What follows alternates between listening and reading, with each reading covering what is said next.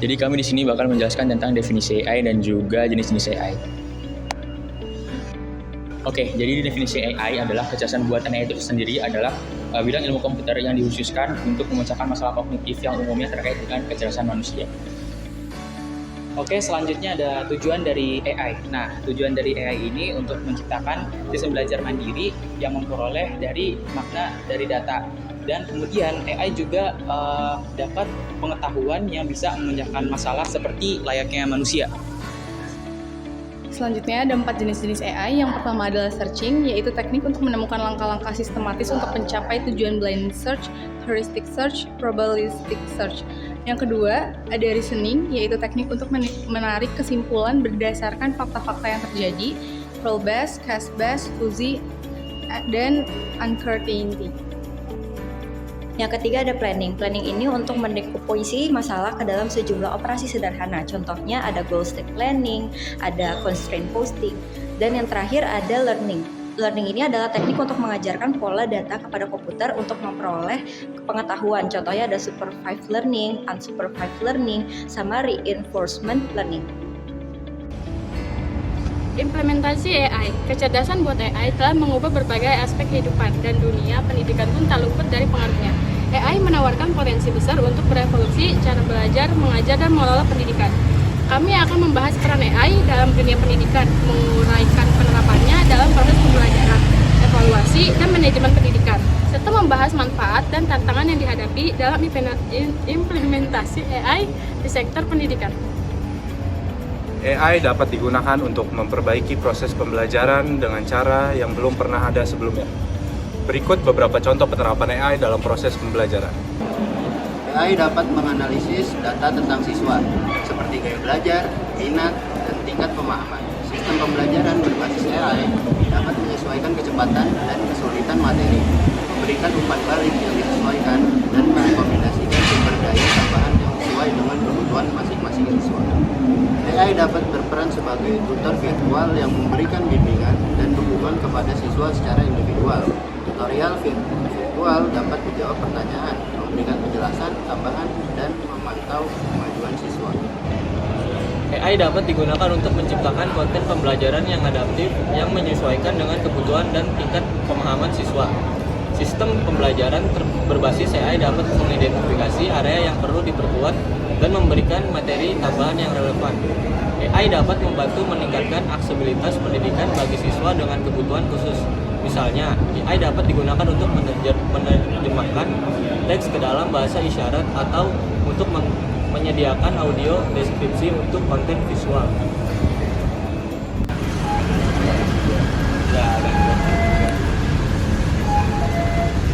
Penerapan AI dalam evaluasi pendidikan. AI dapat digunakan untuk meningkatkan efisiensi dan efektivitas evaluasi pada pendidikan, baik untuk siswa maupun guru. Berikut beberapa contoh penerapan AI dalam evaluasi pendidikan. AI dapat digunakan untuk menilai tugas siswa secara otomatis, seperti esai, tugas coding, dan soal pilihan ganda. Sistem penilaian berbasis AI dapat memberikan umpan balik yang cepat dan akurat, bebaskan guru dari tugas penilaian manual yang memakan waktu. AI dapat menganalisis data perangkat ke siswa untuk mengidentifikasi data, seperti area yang sulit dipahami untuk memberikan utama khusus informasi ke meningkatkan strategi pembelajaran dan komunikasi pendidikan. AI juga dapat digunakan untuk mengevaluasi kinerja guru dengan menganalisis data tentang interaksi guru sampai siswa, hasil belajar siswa, dan umpan balik dari siswa. Informasi ini dapat digunakan memberikan pelatihan dan pengembangan profesional yang lebih efektif bagi guru. AI dapat digunakan untuk tugas-tugas administratif dan manajemen di lembaga pendidikan, sehingga meningkatkan efisiensi dan efektivitas operasional. Berikut beberapa contohnya.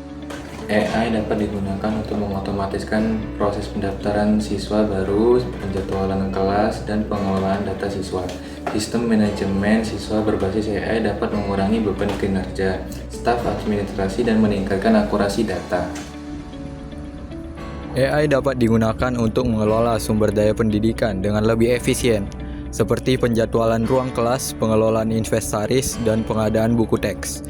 Sistem manajemen sumber daya berbasis AI dapat membantu lembaga pendidikan untuk mengoptimalkan pengguna sumber daya dan mengurangi pemborosan. AI dapat menganalisis data tentang kinerja siswa, keuangan, lembaga, dan tren pendidikan untuk mendukung keputusan yang lebih efektif. Informasi ini dapat digunakan untuk meningkatkan strategi pendidikan, mengalokasikan sumber daya dengan lebih baik, dan mengidentifikasi area yang membutuhkan perhatian khusus.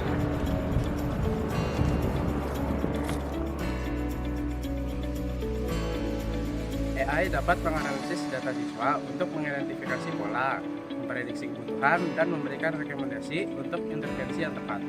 Jadi, ini bisa membantu dalam mengatur kurikulum ataupun memberikan dukungan yang dipersonalisasi.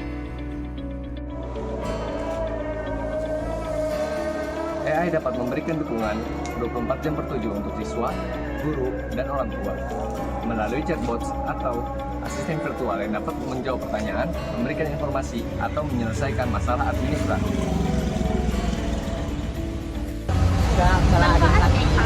Biasanya keluar karena pengobatan di sini sudah mahal, apa sih ribet, harusnya apa berdiagnosa langsung pengobatan. Ya. AI dapat membantu siswa dengan kebutuhan khusus untuk akses pendidikan yang berkualitas. AI dapat mengotomatiskan tugas-tugas administratif dan penilaian, membebaskan guru-guru untuk fokus pada pengajaran dan interaksi pada siswa. AI dapat menganalisis data untuk mendukung pengambilan keputusan yang lebih efektif. Tantangan implementasi AI dalam dunia pendidikan. Meskipun menawarkan banyak manfaat, implementasi AI dalam pendidikan juga menghadapi beberapa tantangan. Antara lain adalah akses terhadap teknologi dan infrastruktur digital yang memadai masih menjadi kendala di beberapa wilayah yang dapat memperburuk kesenjangan pendidikan.